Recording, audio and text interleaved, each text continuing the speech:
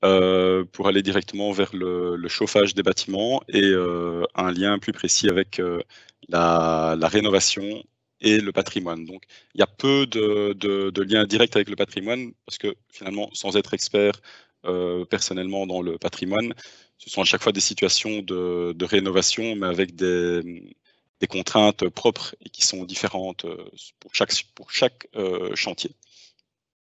Donc voilà, je vais vous parler du chauffage des bâtiments avec les points les plus importants du chauffage, qui sont la production de chaleur, typiquement les chaudières, la distribution de chaleur, généralement des conduits d'eau chaude, l'émission de chaleur avec les radiateurs et la régulation qui permet de piloter l'ensemble pour obtenir la température souhaitée dans le bâtiment. Alors bien évidemment avec ça, il y a toute une partie liée au combustible, à l'amener d'air comburant qui sera vue, on en parlera nettement moins dans cette présentation. Et donc l'objectif est finalement d'améliorer un système de chauffage existant en essayant de respecter 2 points, c'est-à-dire d'augmenter l'efficacité énergétique du système et d'utiliser des sources d'énergie renouvelables. Tout ça dans le but de minimiser l'utilisation de combustibles fossiles et d'assurer la transition énergétique. Et donc, le premier point pour améliorer le système de chauffage d'un bâtiment, c'est assez évident, mais c'est réduire les besoins en chaleur. Isolation, étanchéité à l'air, ventilation. Probablement que vous en avez entendu parler lors des présentations précédentes. Ce n'est pas le but de ma présentation ici, même s'il y a quand même un point important, c'est que réduire les besoins en chaleur via l'isolation permet d'avoir accès à davantage de techniques de chauffage différentes. Et notamment, ce sera un peu le fil conducteur de cette présentation, l'émission de chaleur basse température, qui est vraiment la solution la plus efficace au niveau énergétique. Alors, le système d'émission basse température, c'est d'une part le chauffage par le sol, c'est probablement le plus connu. Hein, là, l'eau qui circule dans le système de chauffage par le sol est à une température d'environ 30 degrés, mais un système d'émission basse température peut être mis en œuvre également avec des radiateurs existants, hein, s'ils sont suffisamment grands. Si ce n'est pas le cas, on peut éventuellement ajouter de nouveaux radiateurs ou des ventiloconvecteurs. Hein, donc, il y a un ventilateur qui est là en soutien pour diffuser la chaleur. Et si ce n'est pas suffisant, on peut toujours ajouter des ventilateurs sur des convecteurs existants pour augmenter la puissance. Mais donc voilà, le fil conducteur de tout ça, c'est d'avoir un système d'émission basse température en rénovation. C'est ça le plus grand défi. On peut également installer un générateur de chaleur plus performant, hein, et étanche. Les appareils étanches, Sébastien, je pense, en a parlé dans la présentation précédente, sont des appareils qui prennent l'air comburant directement à l'extérieur du bâtiment, donc il n'y a pas de courant d'air qui est créé. Et les plus connus sont les chaudières à condensation, ce sont les chaudières murales classiques, gaz, mazout, biomasse, les pompes à chaleur, qui sont également des systèmes très efficaces qui fonctionnent à basse température, toute une série d'autres systèmes sur lesquels on reviendra très peu, hein, cogénération, puis la combustible, sont tous des systèmes très efficaces existants, mais qui dans la pratique sont très peu installés. Et alors les sources d'énergie renouvelables, pour le chauffage, on a essentiellement 2, la biomasse qui est souvent utilisée et le rayonnement solaire avec des panneaux solaires thermiques et du photovoltaïque. Pour le chauffage des bâtiments directement en Belgique, le solaire thermique, ça ne marche pas très bien, mais le PV photovoltaïque peut être utilisé en soutien notamment des pompes à chaleur. Alors pour commencer une rénovation énergétique d'un bâtiment, l'idéal c'est évidemment de connaître les besoins en chauffage du bâtiment. Donc pour ça, il y a une norme spécifique dont vous avez la référence ici, qui donne une méthode de calcul pour déterminer les déperditions calorifiques du bâtiment. Il y a des outils de calcul qui existent, hein, qui permettent de faire ces calculs sans devoir directement lire la norme. Et donc connaître les besoins en chaleur du bâtiment. Si c'est un vieux bâtiment, son système d'émission de la chaleur a probablement été dimensionné pour un régime de température de 90-70-20. Alors je vous expliquerai ça un peu plus en détail plus tard, mais c'est un système, c'est un régime de température relativement haut. C'est-à-dire que l'eau sort de la chaudière à 90 degrés et il retourne à 70 degrés pour une température de consigne de 20 degrés dans le bâtiment. Donc une émission de chaleur à 90 degrés, ce sont des températures relativement hautes, tous les appareils ne sont pas capables de le faire, notamment les pompes à chaleur, et une température de retour de 70 degrés, c'est aussi une température relativement haute qui ne permet pas la condensation. Donc ce n'est pas un système idéal. Par contre, des études sur des installations existantes ont montré que généralement, le système d'émission était surdimensionné, d'un facteur 1,7. Une explication pour ça est généralement le chauffagiste, lui, essaye d'être sûr de son coût et d'offrir un système performant qui va assurer une température de consigne dans le bâtiment pour éviter que le client revienne vers lui par la suite en disant qu'il a trop froid. Et donc voilà, ça c'est plutôt une bonne nouvelle parce que le système d'émission est probablement surdimensionné et donc c'est possible de réduire ce régime de température et d'arriver dans une zone qui permettra l'utilisation de systèmes plus performants. D'autant plus que par rapport au moment où ce système d'émission a été dimensionné, a été installé dans le bâtiment, mais il y a peut-être déjà eu des travaux de rénovation qui ont été entrepris. Peut-être que le toit a été isolé, peut-être que des châssis double vitrage ont été installés. Et donc les besoins en chaleur par rapport à la solution initiale sont probablement déjà moindres. Et donc voilà, je reviens ici sur le régime de température. Hein. On voit le schéma d'un radiateur. L'eau rentre dans ce radiateur à 90 degrés. Hein. C'est également, à peu de choses près, la température de sortie de la chaudière. Donc c'est cette température que la régulation demande à la chaudière de produire. À la sortie du radiateur, l'eau aura cédé sa chaleur au bâtiment. L'eau sort à 70 degrés et la température de consigne dans la pièce est de 20 degrés. Et donc ça, c'est noté généralement de manière synthétique sur un régime de température 90, 70, 20. Et si on peut avoir des régimes de température 70, 50, 20 ou 70, 50, 24, hein, si on a une température plus élevée, par exemple, dans une salle de bain. Donc c'est important de bien comprendre ceci parce que ça reviendra plusieurs fois dans la présentation. Et donc en résumé, hein, je donne un peu les grandes lignes de cette présentation.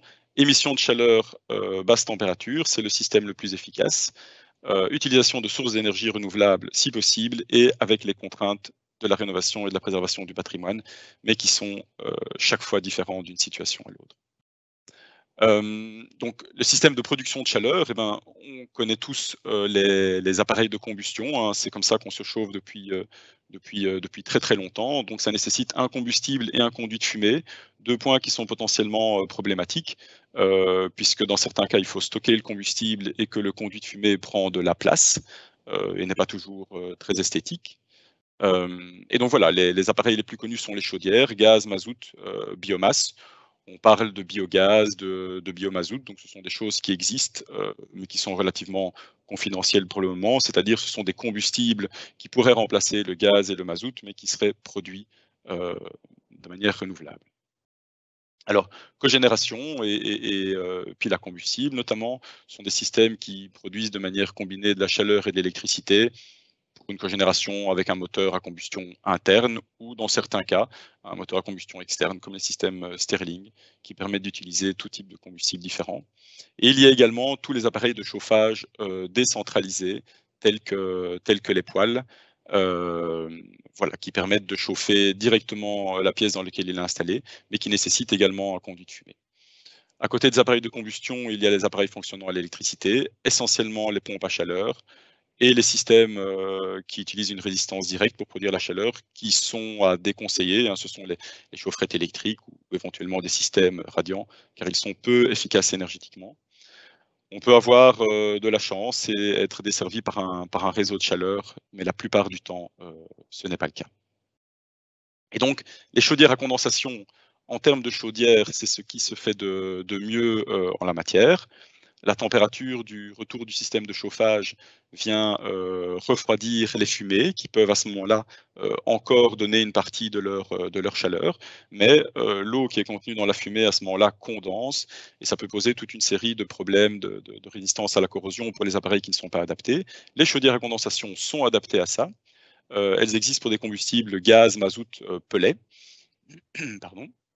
Je vous montre ici quand même quelques photos pour voir la différence de taille entre une chaudière gaz en haut à gauche et une chaudière pellet à droite.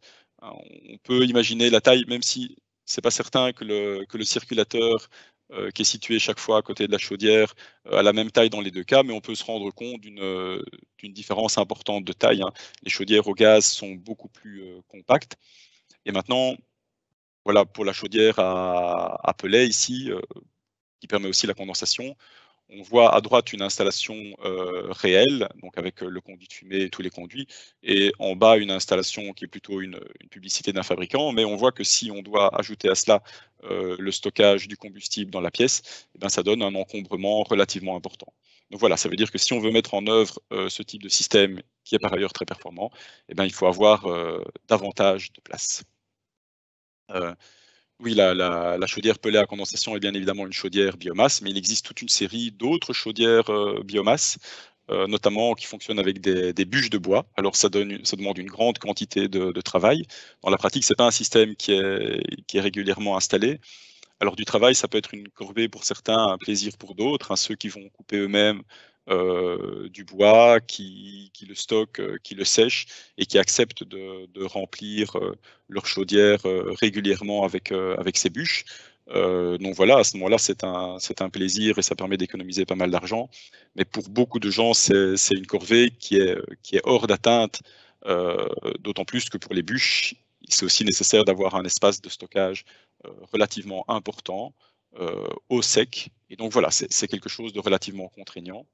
Les plaquettes forestières, finalement, c'est un petit peu entre le pellet et la bûche de bois, mais ça demande également des places, un volume important pour le stockage, et c'est davantage réservé aux grandes puissances, notamment parce que c'est nécessaire d'avoir un système mécanisé de transport des plaquettes forestières depuis le stockage jusqu'à la chaudière.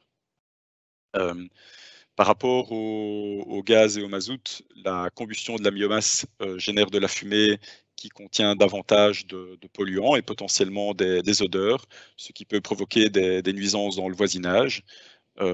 Surtout, voilà, si on réutilise le débouché d'un conduit de fumée qui n'est pas nécessairement bien situé, voilà. Donc ça, c'est clairement un point d'attention.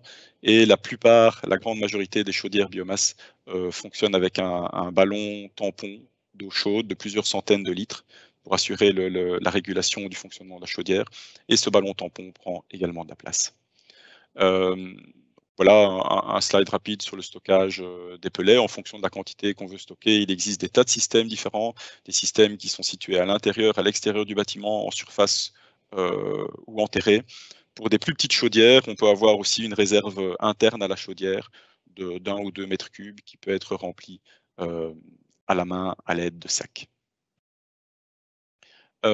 Chaque appareil de combustion doit être accordé sur un conduit de fumée, ça c'est une nécessité. Les petits appareils de chauffage qui brûlent du gaz ou du mazout ou de l'alcool et qui émettent la fumée directement dans le bâtiment, ben, c'est clairement pas idéal. Alors, une question à se poser, dans la plupart des bâtiments, il existe un conduit de fumée, et la question est de savoir, est-ce que le conduit de fumée existant est compatible avec le nouvel appareil qui va être utilisé? Donc si on installe une chaudière à condensation et qu'auparavant il n'y avait pas de chaudière à condensation, la réponse est probablement non. Le conduit existant n'est pas compatible. Parce que la nouvelle chaudière à condensation va évacuer la fumée en surpression, donc le conduit devra être étanche, devra résister au condensat. Donc ce sont des conduits en inox ou des conduits synthétiques. Pour une chaudière biomasse, la fumée va être à plus haute température et le conduit doit être dimensionné justement pour qu'il n'y ait pas de condensation de la fumée dans le conduit. Donc c'est tout à fait possible que le conduit existant maçonné ou que l'ancien conduit de la vieille chaudière au mazout, par exemple, ou de la vieille chaudière au gaz, soit compatible. C'est possible. Maintenant, il faudra faire attention à la distance par rapport aux matériaux combustibles, puisque la fumée sera évacuée à plus haute température. Pour d'autres systèmes tels que la cogénération, j'ai jamais vraiment trouvé d'infos sur les caractéristiques des conduits de fumée qui devaient être accordés sur ces appareils, mais c'est probablement le même genre de conduit que pour les chaudières mazout et chaudières gaz. Donc des conduits la fumée doit être évacuée en surpression, donc des conduits qui doivent être étanches. Donc il existe, allez, pas mal de possibilités différentes hein, pour réutiliser, pour installer un conduit de fumée. Donc, la première solution, si on a la chance d'avoir un conduit compatible, eh bien, on réutilise directement le conduit existant. C'est évidemment le plus simple. Au niveau du patrimoine, ça veut dire que ça ne change absolument rien à l'aspect du bâtiment. Une solution très pratique, si le conduit existant a une section suffisamment importante, c'est qu'on vient placer à l'intérieur de ce conduit, j'espère que vous voyez ma souris bouger sur l'écran, mais un tubage à l'intérieur du conduit existant, et ce tubage a les caractéristiques qui lui permettent d'être compatible avec le nouvel appareil installé. Sinon, on peut toujours installer un nouveau conduit à l'intérieur du bâtiment. Ça, évidemment, ça prend de la place, c'est pas anodin au niveau visuel, et ça demande de réaliser une traversée de chaque paroi, hein, donc éventuellement des différents planchers, mais aussi de la toiture. Et alors, une solution qui est peut-être plus simple à mettre en œuvre, mais qui a plus d'impact au niveau esthétique, c'est le placement d'un nouveau conduit de fumée à l'extérieur. Donc là, le conduit de fumée est accroché sur la façade et s'élève verticalement jusqu'à arriver au-dessus de la toiture. Une solution qui est très, très pratique, c'est le terminal de type ventouse, hein, où là, la chaudière est directement raccordée sur un conduit qui traverse horizontalement une façade et qui débouche telle quelle. C'est généralement réservé aux chaudières gaz de faible puissance. Mais voilà, ça permet de limiter les travaux à l'intérieur du bâtiment, mais il y a un nouveau terminal qui apparaît en façade. Il existe également toute une série de solutions collectives, hein, pour les immeubles d'appartements, pour la rénovation des anciens conduits de type shunt, hein, où étaient raccordées des chaudières gaz de type atmosphérique. Voilà, la solution principale, ce sont les conduits de type CLV. Donc, ce sont des conduits concentriques qui s'occupent simultanément de l'évacuation de la fumée et de l'amener d'air comburant. Alors anciennement, on utilisait des conduits en dépression, qui avait une section beaucoup plus importante. Mais maintenant, tous les appareils étant équipés de ventilateurs, on peut utiliser des conduits qui fonctionnent en surpression. Et donc, comme il y a un ventilateur qui vient pousser le débit de fumée, le diamètre de ces conduits peut être nettement moindre, ce qui leur permet de s'adapter à davantage de situations existantes. Alors, à côté des appareils de combustion, on a les appareils électriques, et là, principalement la pompe à chaleur. Donc je fais quand même un bref rappel, hein. La pompe à chaleur prélève de la chaleur basse température dans son environnement, qui peut être l'air, le sol, l'eau ou de la glace. Je vais expliquer brièvement de quoi il s'agit.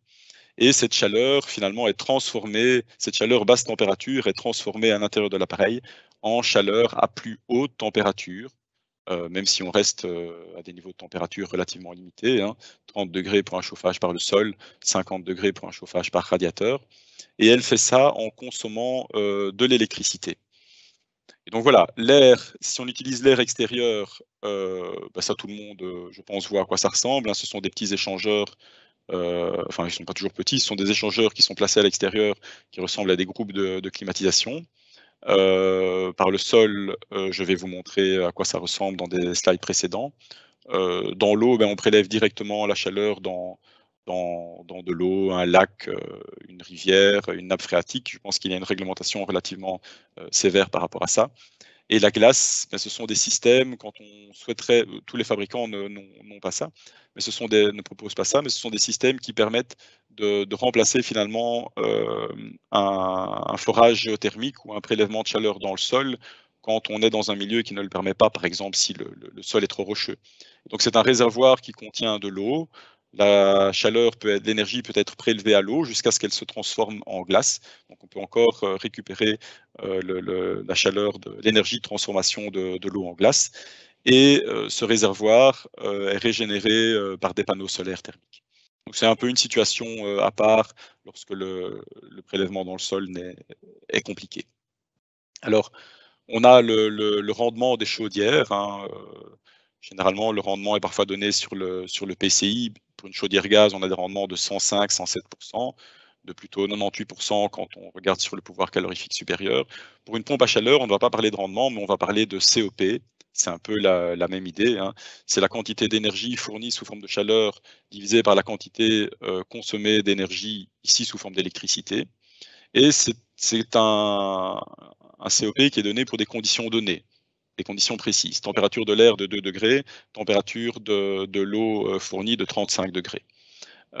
Et le COP est meilleur si la différence de température est faible. On peut le voir sur le graphique ici.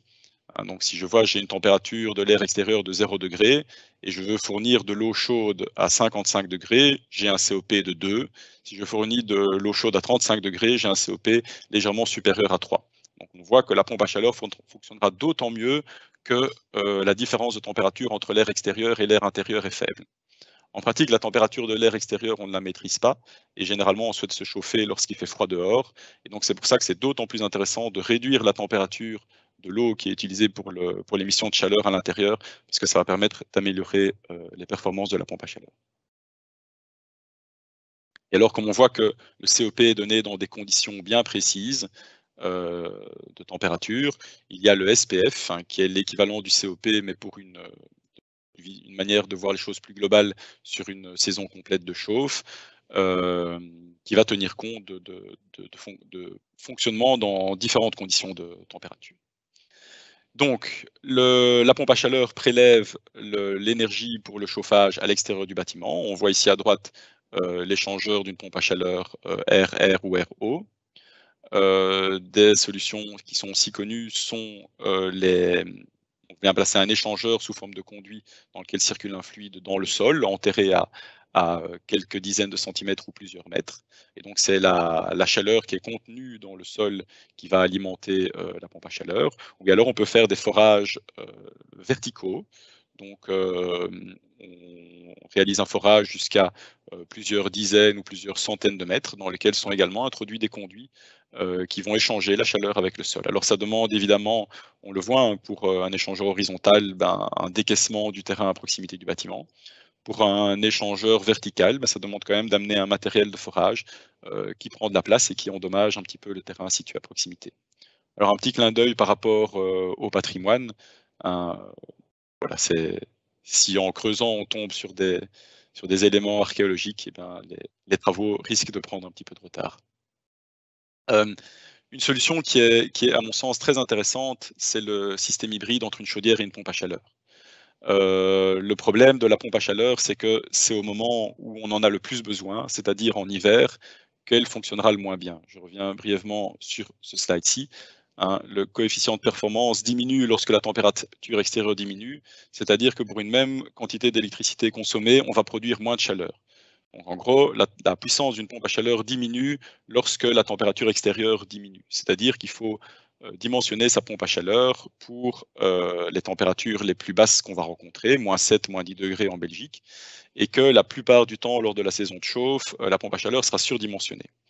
Donc une solution, c'est de faire fonctionner la pompe à chaleur en collaboration avec une chaudière. Donc ici, on voit un système qui est développé par un fabricant.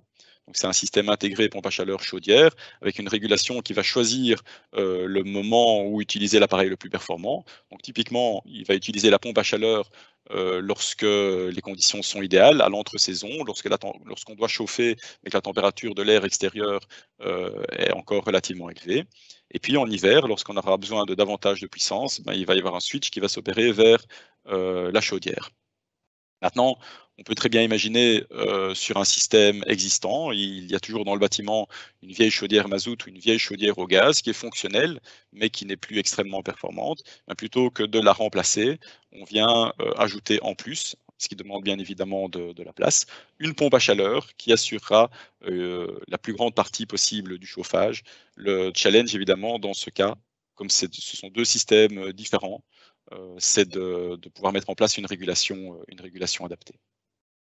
Alors, je reparle encore légèrement brièvement de l'importance du régime de température. On voit ici le graphique qui montre la quantité de chaleur supplémentaire qu'on peut récupérer lorsqu'on réalise la condensation.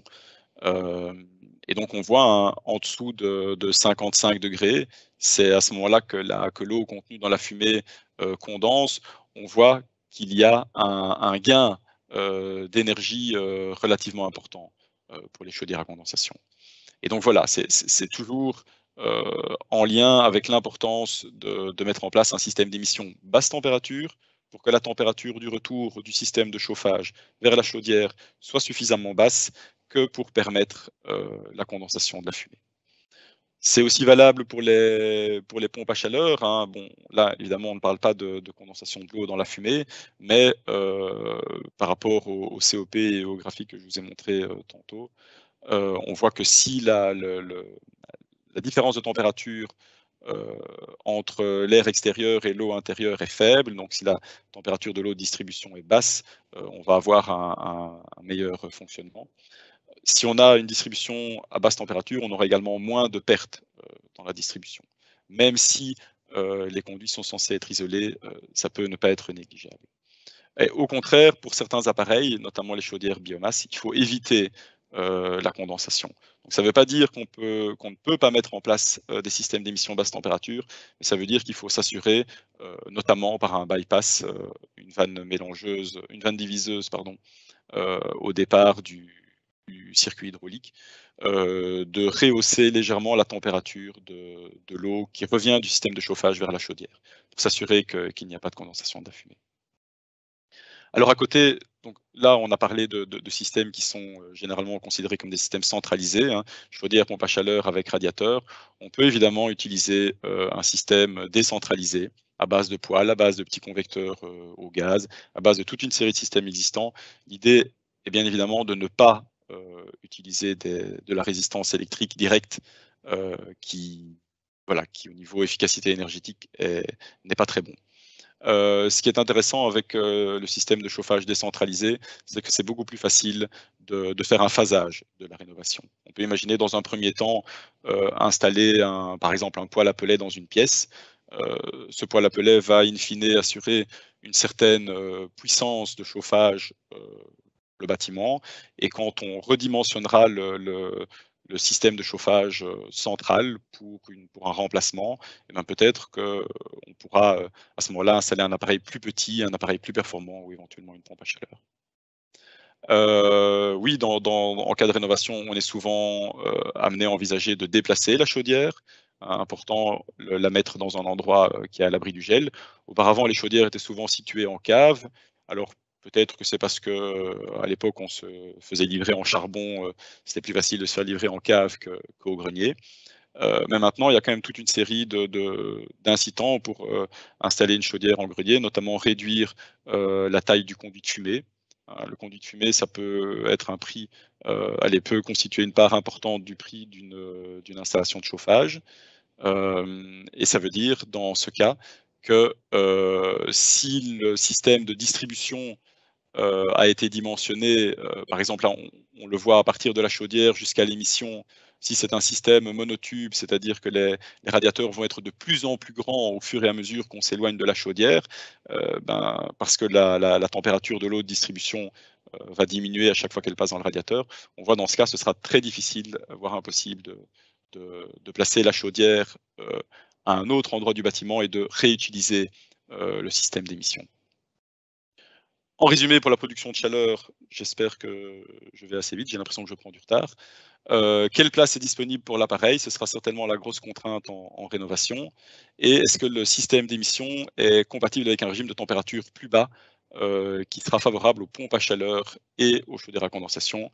Et si le conduit de fumée est compatible, ce sera bien évidemment un avantage. Alors je vais aller relativement vite sur la partie distribution, hein. Généralement, la distribution, c'est de l'eau en boucle fermée. Distribution de chaleur par air, c'est relativement rare. Ça pose quand même certains inconvénients parce qu'on ne peut pas pulser de l'air à température trop élevée pour des raisons de confort. Mais donc, c'est-à-dire, c'est des débits élevés, des conduits de diamètre important, potentiellement du bruit. Chauffer via la ventilation, ben évidemment, c'est pas idéal parce qu'on a du mal à adapter la puissance en changeant le débit, puisque le débit lui-même est réglé par le système de ventilation pour d'autres critères. Et de plus, l'air a une faible capacité thermique par rapport à l'eau, débit élevé. On voit un petit calcul, un dimensionnement dans un local, une puissance nécessaire de 3000 kW. Voilà, ça nous donne pour de l'air pulsé à 45 degrés, plus de 350 m3 dans ce petit local. Ce sont des débits bien plus élevés que pour la ventilation. Alors, ici, on voit une photo d'une installation existante. On peut imaginer qu'au fur et à mesure des années, des modifications ont été faites à cette installation. On a rajouté un circuit, on a rajouté une pompe, on a rajouté un circulateur, on a rajouté des vannes, on a rajouté toute une série de choses qui ne faisaient pas partie du dimensionnement actuel.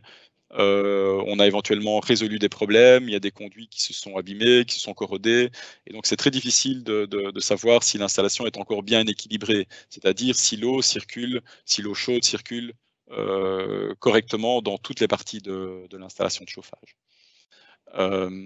Donc voilà, aussi à voir, est-ce que l'installation est correctement isolée, hein. Très probablement que ce système d'isolation contient de l'amiante, hein. C'est un système, c'est comme ça que c'était fait dans le passé.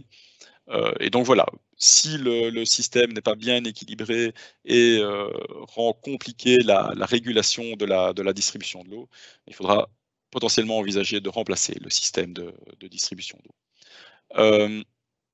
C'est aussi possible de vérifier, notamment pour des systèmes qui sont cachés, hein, où les conduits sont intégrés dans le sol ou dans les murs, si l'eau circule bien partout avec une caméra infrarouge. Donc voilà, ici on voit un exemple dans un mur et dans le sol. En regardant la couleur, est-ce que la couleur est bien uniforme? On peut essayer de voir si l'eau circule bien partout et si la température est bien uniforme. Donc ça, je vous l'ai dit, hein, le système le plus courant, c'est la distribution par eau chaude. Heu, avec de l'air, ça pose des problèmes avec la ventilation. Les débits sont souvent pas compatibles. L'équilibrage de l'installation, tous les radiateurs sont-ils chauds? Est-ce que l'eau circule bien partout? Ça va être un point important pour voir si l'installation pourra être réutilisée. Et forcément, des appareils de chauffage décentralisés, eux, ne mettent pas le système de distribution à contribution et donc peuvent être installés indépendamment du système de distribution. Concernant l'émission de chaleur, hein, on voit les différents appareils existants, les radiateurs classiques, les convecteurs, qui sont finalement comme un radiateur, un échangeur de chaleur, mais bien plus petit, et la chaleur qui est soutirée de cet échangeur grâce à un tirage thermique et une différence de hauteur dans le système d'émission. Ces convecteurs peuvent être en surface, mais peuvent être également intégrés dans le sol. Et on peut aussi avoir des aérothermes. C'est plus rare dans les petits bâtiments, c'est plutôt destiné à des bâtiments de taille plus importante. Mais chacun de ces systèmes va avoir des caractéristiques de fonctionnement différentes et va fonctionner avec un régime de température différent. Donc on a aussi ici un système de chauffage par le sol, à droite classique. Donc on vient mettre des conduits sur un support et puis on vient couler par-dessus une dalle de béton. Donc ça demande une rénovation complète du sol et ça prend de la place. C'est pas anodin au niveau des portes, au niveau des escaliers, mais ça existe aussi en système beaucoup plus fin, qui prend quelques centimètres et qui se pose de manière sèche, donc sans devoir couler une dalle de béton. Et il existe également des systèmes par rayonnement infrarouge, là, qui chauffent à ce moment-là directement les personnes présentes dans le bâtiment et nettement moins le bâtiment. Par rapport au régime de température, hein, on définit les hautes températures quand l'eau qui circule dans le système d'émission est à plus de 55 degrés, basse température entre 55 et 40 degrés et très basse température entre 30 et 40 degrés. Donc on voit clairement le domaine d'application de chaque système différent est différent au niveau du régime de température. Les radiateurs ont besoin d'une température plus élevée. Le chauffage par le sol peut s'accommoder d'une température moins élevée, tout simplement parce que sa taille est finalement beaucoup plus importante. Donc les planchers, les murs chauffants sont adaptés aux très basses températures, donc ça c'est idéal pour les chaudières à condensation et pour les pompes à chaleur, mais leur puissance est limitée. Donc par mètre carré de ce système, d'installation de ce système, on ne va pouvoir émettre qu'une puissance limitée, et ça va être insuffisant si le bâtiment est mal isolé. Donc ça rejoint le premier élément dont je vous ai parlé, qui est voilà, isoler son bâtiment, avoir une enveloppe performante, donne accès à davantage de systèmes pour le chauffage. Ce qui est intéressant, c'est de pouvoir estimer si on a des radiateurs existants, bon, qui doivent être, pour que ça fonctionne bien, des radiateurs de type moderne. Hein. Pour les radiateurs en fonte, je n'ai pas réussi à retrouver l'information. Mais en gros, tout type de radiateur moderne, c'est-à-dire avec différents corps de chauffe et des ailettes, va fonctionner selon un principe assez semblable. Et donc, en fonction de la taille de ce radiateur, on va assez facilement pouvoir retrouver sa puissance. Ici, c'est une corrélation qui a été obtenue sur base des valeurs indiquées par les différents fabricants. Et donc voilà, on voit pour un régime 75-65-20, ce radiateur, avec les dimensions qui sont données ici, qui est un type 22, hein, donc 2 corps, 2 ailettes, donne une puissance de 1900 watts. La question est de savoir, est-ce que je peux diminuer ce régime de température et avoir toujours une puissance suffisante pour chauffer mon bâtiment?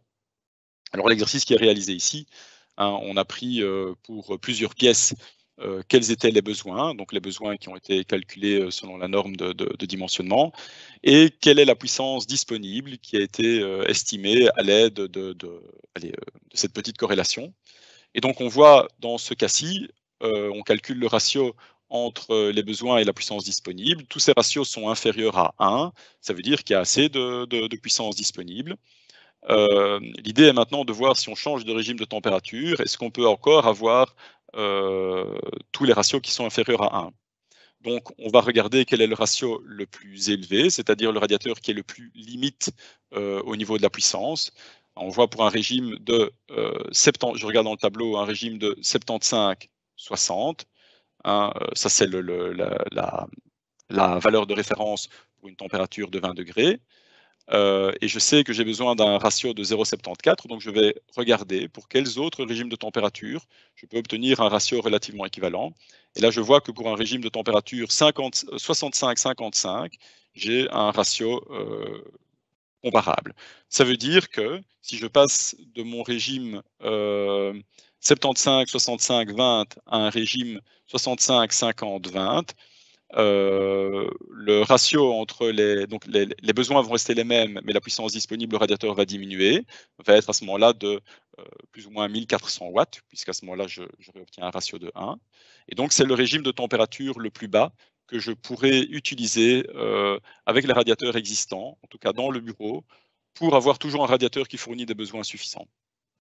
Maintenant, c'est aussi intéressant de vérifier si pour ce nouveau régime de température dans la salle de bain, donc là je vais utiliser une température de consigne de 24 plutôt qu'une température de consigne de 20, et je vois que pour la salle de bain, j'ai toujours un ratio qui est inférieur à 1, malgré que je suis passé à un régime de température inférieur, je suis passé de 0,57 à 0,65, et donc le radiateur dans ma salle de bain, au nouveau régime de température, sera toujours capable de chauffer la pièce correctement. Oui, alors les radiateurs existants peuvent être endommagés, corrodés, s'ils n'ont plus été utilisés depuis longtemps, ils peuvent être complètement bouchés. Ici, on voit sur la photo, c'est peut-être le cas le plus simple, il suffit de les nettoyer, d'enlever la grille et puis d'enlever toutes les crasses qui se trouvent à l'intérieur. Mais donc voilà, si le système existant est très ancien, les radiateurs peuvent être endommagés. L'autre système existant pour l'émission de chaleur, ce sont les convecteurs. On peut améliorer le fonctionnement des convecteurs en ajoutant un système de ventilateur qui vient se clipser sur le convecteur.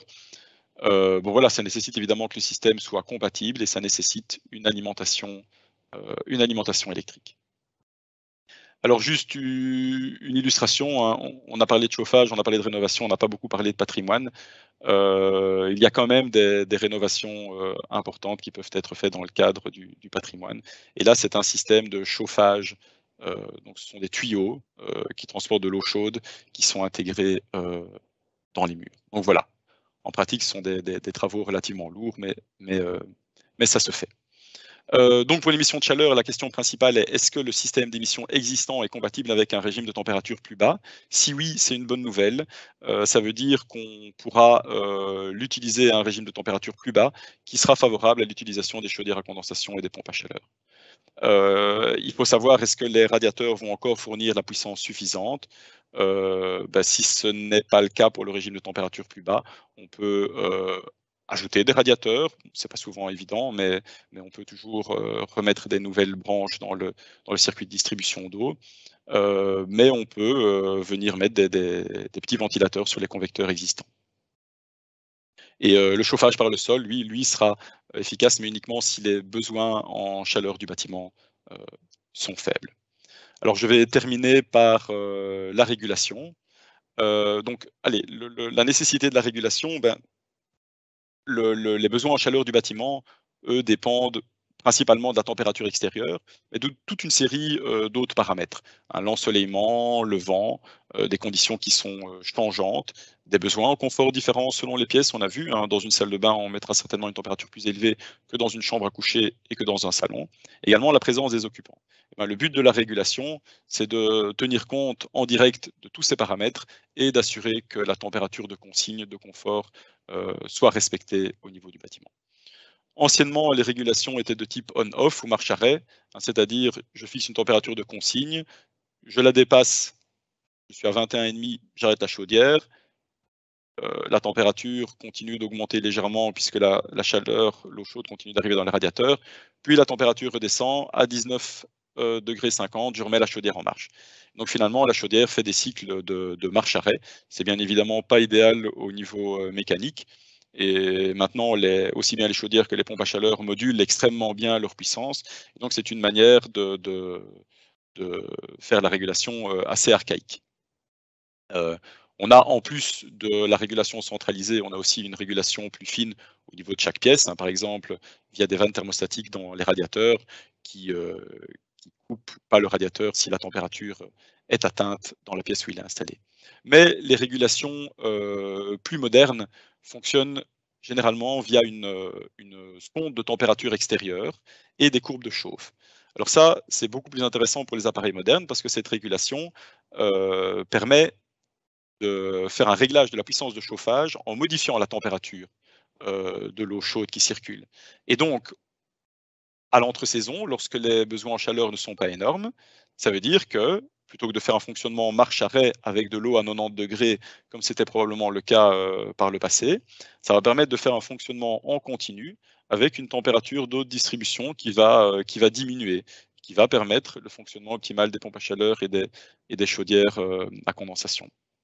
Et donc, on a une courbe de chauffe qui donne finalement la relation. Donc, les courbes de chauffe sont numérotées ici sur le côté du petit graphique, et ça donne une relation entre la température extérieure et la température de départ de la chaudière. Voilà, et donc choisir la courbe de chauffe, eh ben ça c'est un petit peu par essai-erreur en fonction du type de bâtiment et du système d'émission. Par exemple, pour des convecteurs, on aura besoin d'une température plus élevée que pour un chauffage par le sol, et donc on va d'office choisir une courbe de chauffe plus élevée. Mais donc voilà, ça c'est on va dire la régulation optimale qui tient compte d'une part de la température extérieure et donc des pertes thermiques du bâtiment, qui va effectuer la régulation en augmentant, mais surtout en diminuant la température de l'eau qui circule dans les radiateurs, qui va permettre fonctionnement idéal chez de la condensation et pompe à chaleur. Maintenant, il y a toujours des impondérables. Par exemple, une occupation, est-ce qu'on a fait fonctionner un four? Est-ce qu'on a cuisiné toute la journée? Est-ce qu'il y a eu des apports solaires? Est-ce qu'on a été nombreux dans la maison? Et donc, c'est toujours intéressant d'avoir une sonde d'ambiance qui informe le système. Allez, voilà, est-ce que la température de consigne est largement dépassée à l'intérieur du bâtiment? Parce que s'il ne se base que sur la température extérieure et sur les courbes de chauffe, il pourrait être totalement aveugle par rapport à la température réelle à l'intérieur du bâtiment. Et donc en pratique, une régulation moderne, c'est une sonde extérieure, un thermostat réglable, un thermostat programmable. Donc ces deux points gèrent la régulation au niveau du bâtiment. Et puis ensuite, un réglage plus fin au niveau de chaque pièce via des vannes thermostatiques. Aujourd'hui, il existe certaines vannes thermostatiques programmables. Et donc, on peut imaginer dans une salle de bain programmée localement d'avoir de ne chauffer la salle de bain que pendant certaines périodes de la journée, alors que le chauffage pourrait fonctionner d'une autre manière dans le reste du bâtiment. Pour que la régulation fonctionne bien, il faut évidemment que l'installation soit bien dimensionnée ou bien équilibrée. C'est clair qu'on a beau avoir la meilleure régulation, si l'eau ne circule pas bien dans certaines parties du bâtiment, ça va être très compliqué. Et donc voilà, oui, je reviens sur le point régulation centrale avec le thermostat et la sonde de température, et régulation plus fine avec les vannes thermostatiques. Certains problèmes qu'on peut avoir avec le système de chauffage, si on a un système avec une forte inertie, comme le chauffage par le sol, si on a des gains solaires importants, un grand ensoleillement à travers une paroi vitrée. On peut avoir une surchauffe de la pièce puisque le système de chauffage va mettre beaucoup de temps à réagir à une variation de température à l'intérieur du bâtiment. De la même manière, si on a un appareil de chauffage décentralisé, par exemple un poêle à bois, qu'on utilise dans une pièce, voilà, il pourrait aussi perturber le bon fonctionnement de la régulation du bâtiment. Et en conclusion pour cette présentation, hein, l'étape numéro 1, c'est de calculer, déterminer, connaître les besoins en chaleur du bâtiment pour pouvoir essentiellement dimensionner, choisir la bonne chaudière, le bon appareil de chauffage et également pouvoir déterminer si le système d'émission est compatible tout en essayant de privilégier les basses températures. Équilibrage hydraulique des radiateurs et surtout du chauffage par le sol, ben voilà, il faut que la chaleur puisse être distribuée correctement dans tout le bâtiment pour que la régulation fonctionne bien. Et voilà, une régulation globale au niveau du bâtiment et une régulation plus fine au niveau de chaque pièce via les vannes thermostatiques. Il y a toute une série d'informations qui est disponible dans des documents CSTC. Hein, les principaux sont présentés ici. Voilà, comme ça vous aurez un petit pense-bête pour y retourner par la suite. Et voilà. Merci beaucoup Xavier pour cette présentation. Donc on a quand même quelques questions pour toi. Donc sur le terrain, malgré une température d'ambiance de 21 degrés, nous avons pas mal de plaintes avec les ventiloconvecteurs, radiateurs basse température, à cause du ressenti des occupants, courant d'air, froid. Avez-vous une température mini de départ à avoir pour éviter ce ressenti par les occupants? Alors non, non, ça je suis désolé, je n'en ai aucune idée. Mais oui, voilà, c'est clair, ce sont des radiateurs, c'est pas la même chaleur. Je dirais, j'ai l'impression que c'est la chaleur la moins confortable, c'est de l'air chaud qui va circuler. Allez, par rapport à un chauffage par le sol où on est plus pris dans le rayonnement, ça va donner un meilleur confort.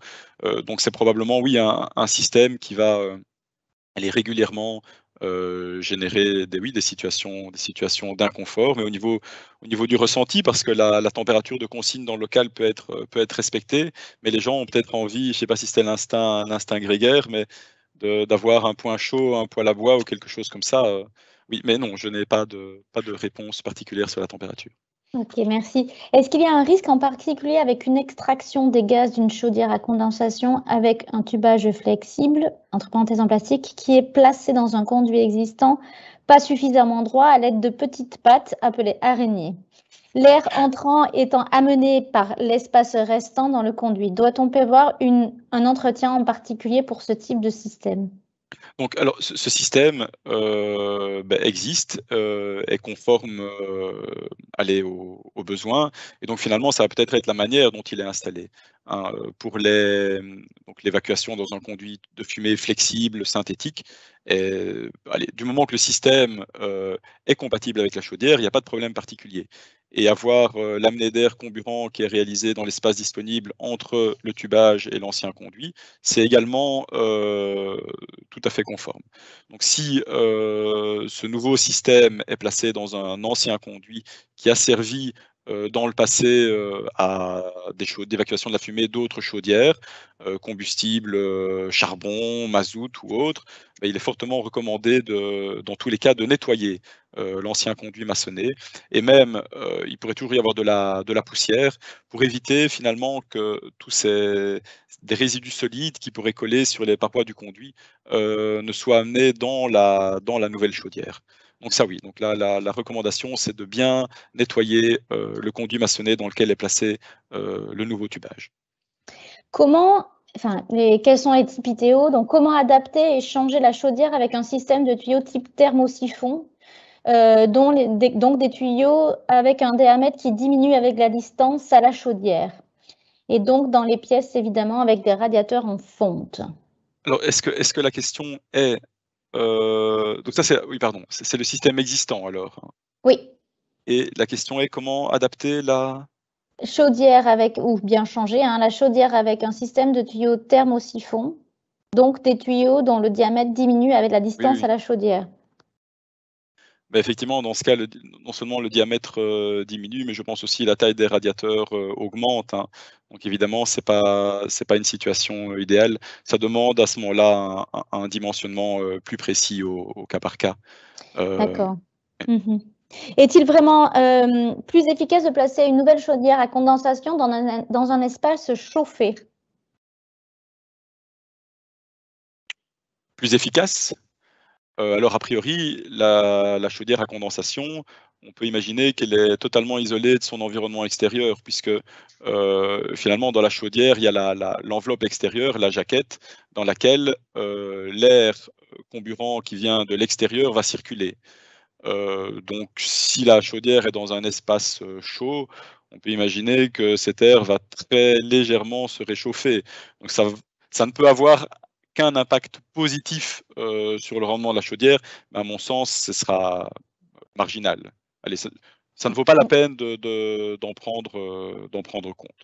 La chaudière elle-même peut fonctionner dans un endroit qui n'est pas chauffé, ça n'a pas d'importance. Peut-on passer d'une chaudière à mazout à une chaudière à gaz à condensation en conservant radiateur existant et conduit? Alors, Ça, c'est une question qui me souvient. radiateur existant, ça, il y a pas de souci. Du moment que la température que fournit la chaudière, reste la même ou reste compatible avec le système d'émission, il y a pas de problème. Le conduit de fumée, mais ça, il faut voir si le conduit est compatible. Si c'est une ancienne chaudière au mazout, ça peut très bien être une chaudière en tirage naturel et donc un diamètre plus important. Et la nouvelle chaudière à condensation, elle, va fonctionner en surpression, donc avec non seulement un diamètre plus faible, mais également des joints d'étanchéité entre les différents segments du conduit de fumée. Donc non, potentiellement, le conduit n'est pas compatible. Surtout que si c'est une chaudière à condensation, le conduit devrait être résistant à la condensation. Pour les anciennes chaudières au mazout, le conduit de fumée était très certainement dimensionné pour qu'il n'y ait pas de condensation. Et la chaudière n'était pas prévue à l'époque pour fonctionner avec de la condensation. Donc rien que pour ça, c'est tout à fait possible que le conduit ne soit pas compatible. Maintenant, si la nouvelle chaudière, allez, on peut imaginer, il y a toute une série d'évolutions qui ont été réalisées dans le bâtiment. La nouvelle chaudière a une puissance inférieure, elle fonctionne en surpression, donc avec un conduit de diamètre plus faible. On peut éventuellement imaginer placer le nouveau conduit à l'intérieur de l'ancien conduit existant. Voilà, ça c'est possible, ce qui faciliterait la mise en œuvre. Merci. Y a-t-il des normes minimales de qualité des pellets? Alors, il y a des normes pour les pellets.